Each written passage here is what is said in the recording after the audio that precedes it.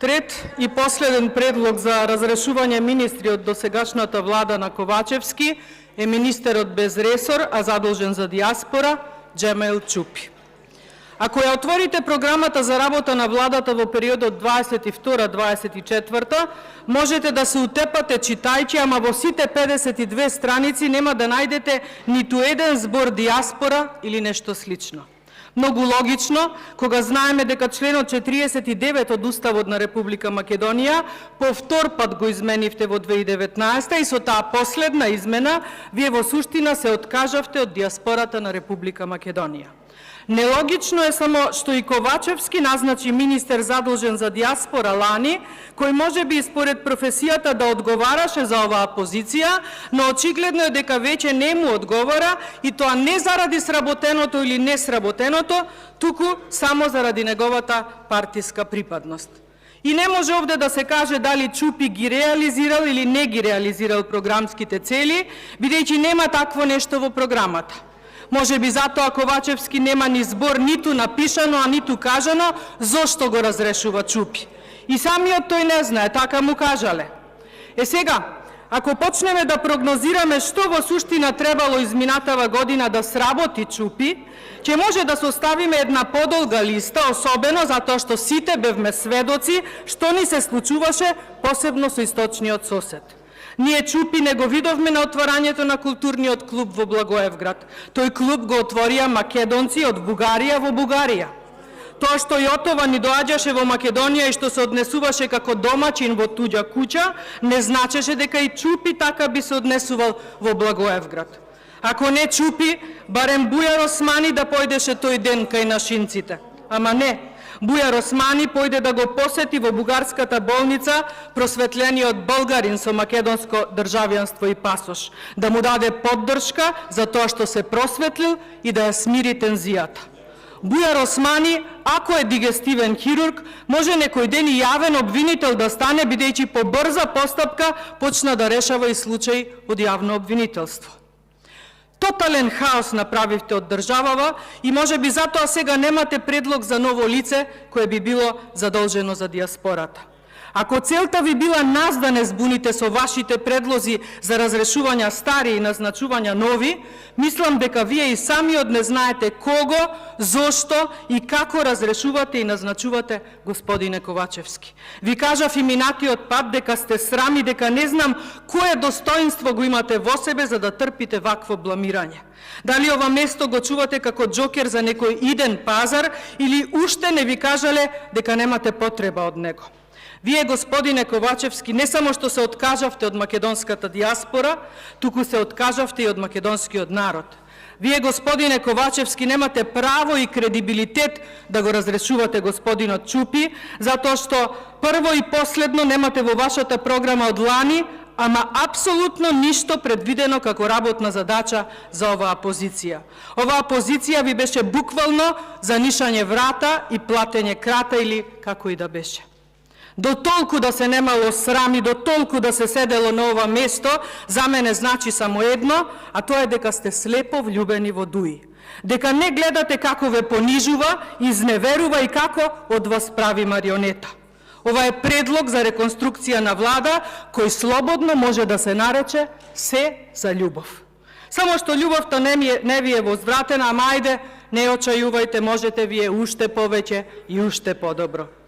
И кога веќе ја спореди вашава нераскинлива врска со Дуи како љубовна приказна, може би и да помислите дека ви љубоморам затоа што нели и ВМРО ДПМН едно време беше во коалиција со Дуи.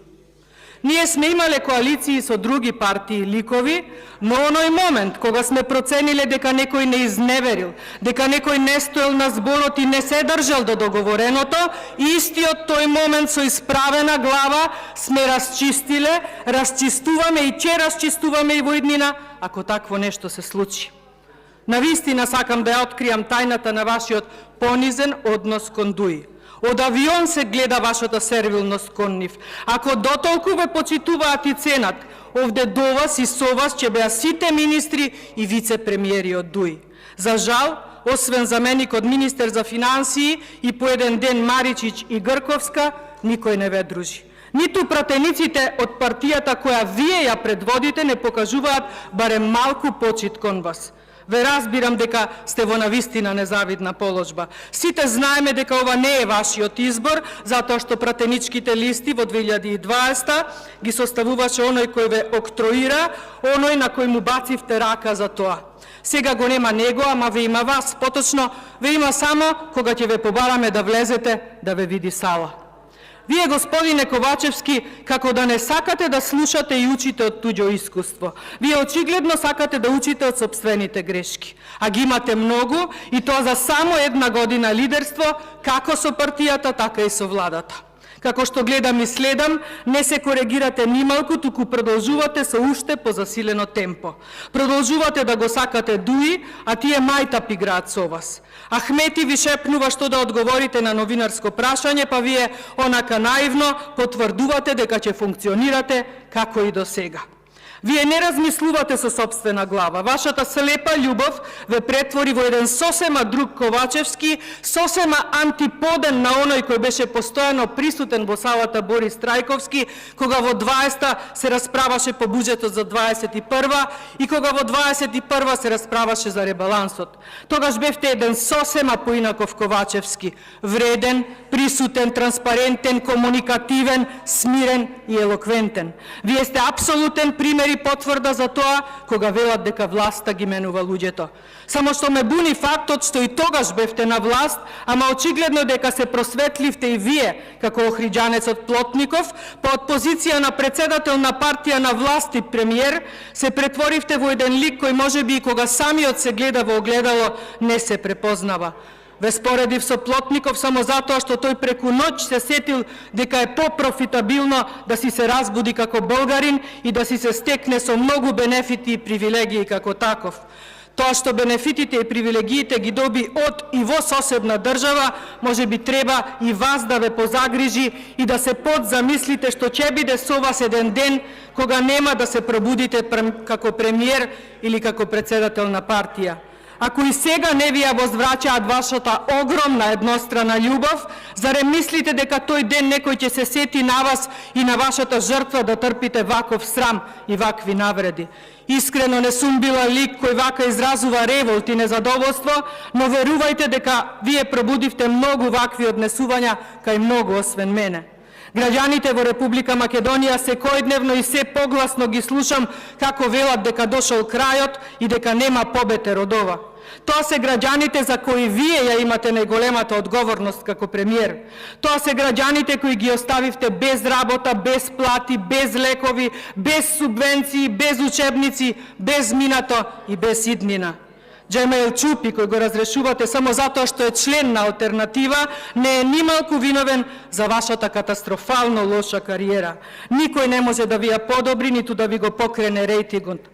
Тој ви е во слободен и во стрмен пат. А физиката вели дека колку побрзо паѓате, толку посилно ќе треснете.